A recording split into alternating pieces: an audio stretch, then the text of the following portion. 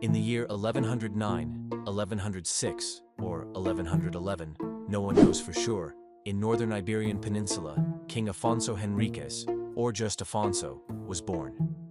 He likely never identified as D. Afonso Henriques. Due to the surname origins, he probably didn't use that name. In truth, he signed as Prince Afonso, King Afonso. The Arabs referred to him as Afonso the Terrible, not Afonso Henriques.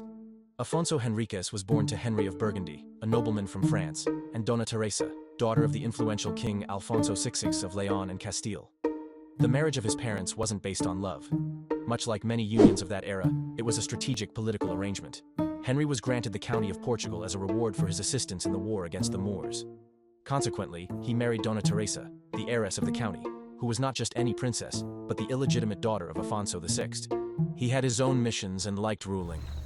From early on, Afonso was raised as a warrior. He was under the care of Egas Menes, a respected noble and his mentor. With Egas Menes, Afonso learned military strategy, politics, and fighting. Yet his childhood wasn't peaceful. When his father died in 1112, Afonso was around 6. Dona Teresa then governed the county and regency, but rather than preparing Alfonso to rule in the future, she started taking actions herself, such as forming close ties with the Galician nobility, which alienated the Portuguese nobles. Afonso sensed the tension in the atmosphere, and the Portuguese nobles saw him as a beacon of hope for the future. However, before we delve deeper, it's essential to provide context about Afonso's birthplace, which is the county of Portugal. In the 5th century, the Roman Empire fell, and Germanic tribes invaded the Iberian Peninsula. The Visigoths dominated and formed a unified kingdom. 200 years later, Muslims invaded and quickly defeated the Visigoths. But not all was lost. In the north, Christians took refuge in the mountains and formed the Kingdom of Asturias. Over time, Asturias evolved into the Kingdom of Leon.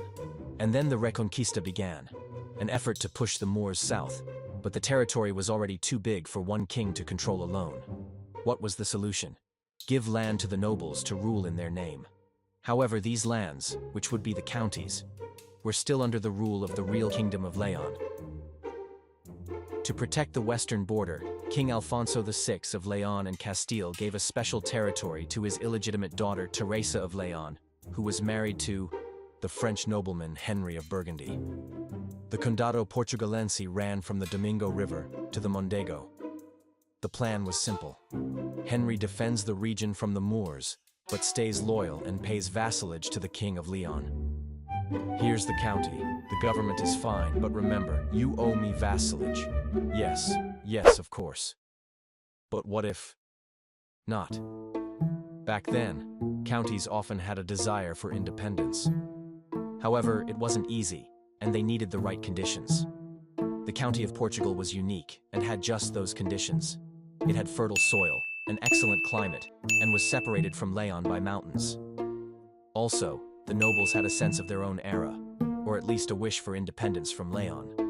When Henry passed away, his wife Dona Teresa took charge, but instead of focusing on the county, she started getting too close to the Galician nobles, even granting them land. Administrative roles to certain nobles.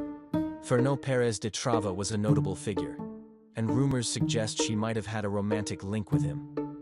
The Portuguese nobility, consisting of warriors and local landlords, grew wary and displeased, as this was contrary to their desires. They were falling more under Galician influence. So, nobles began to support young Afonso Henriques as a solution. He aligned with Portuguese nobles to resist Galician influence and prepared for his first major move, confronting his mother. At 16, Afonso decided, if my mother won't see me as a leader, I'll become one myself. In 1125, Afonso knights himself, a rebellious act for independence, as only a king can knight someone. Afonso's action was a clear sign of autonomy as king.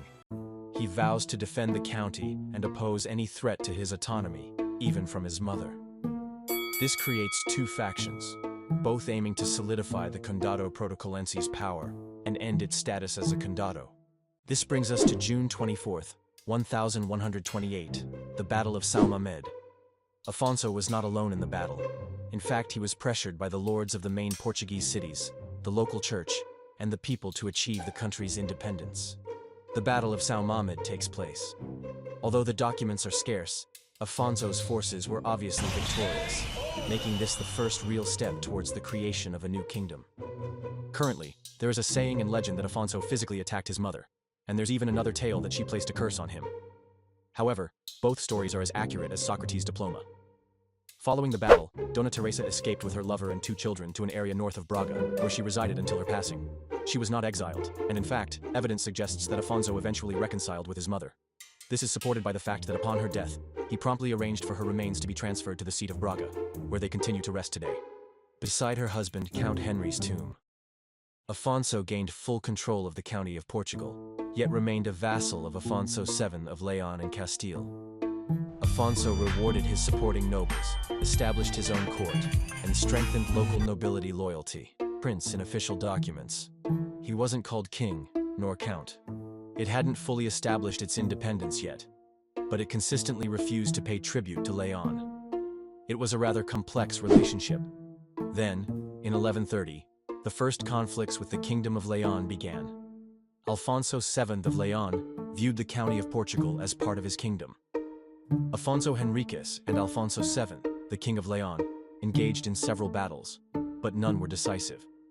After several negotiations, the Treaty of Tui was signed in 1137, establishing a temporary truce. Afonso, our leader, began expanding his domains southward, continuing to drive out the Moors. We then reach 1139, when Afonso was at least 30 years old. But that didn't stop him from fighting one of Portugal's most legendary battles. The Battle of Aurigo was legendary, with Jesus appearing to Alfonso, assuring him of victory. This triumph boosted Afonso's prestige, and his name gained mythical status.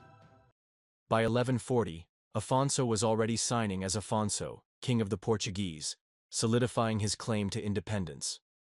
These were times of great patience, and even after the Battle of Eurica in 39, there were further conflicts with the Lion.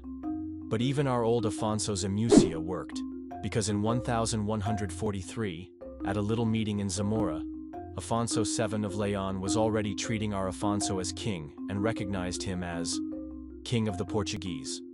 Afonso then pledged that he and his descendants would pay vassalage to the Holy Faith, i.e., pay an annual tribute to the church in gold. The only way to achieve complete independence was to be recognized as an independent kingdom by the Vatican. For that to happen, the Vatican had to accept it, which it didn't. Until 1179, when Pope Alexander III, in an official document, recognized Portugal as a separate kingdom and King Afonso as its ruler.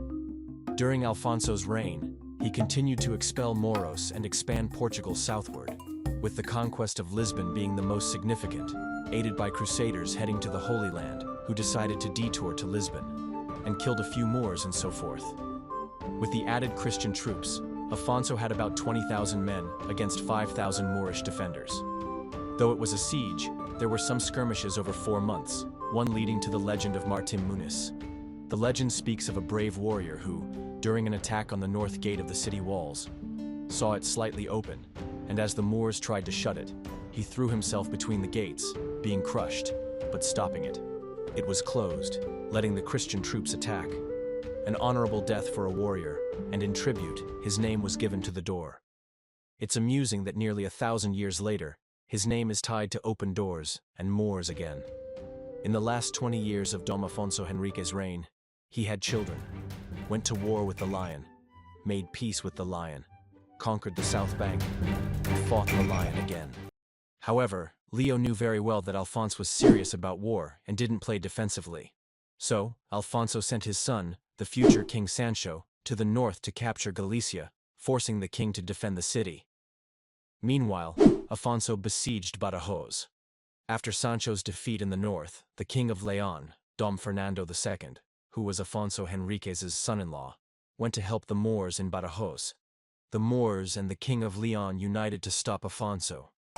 After a city battle, Afonso realizes he can't win and flees. While escaping through the gates, he's seriously wounded in the thigh by a door iron. Saint Gerard captures him but doesn't treat him like a true prisoner. Afonso is well treated in prison, even having one of the best doctors care for him.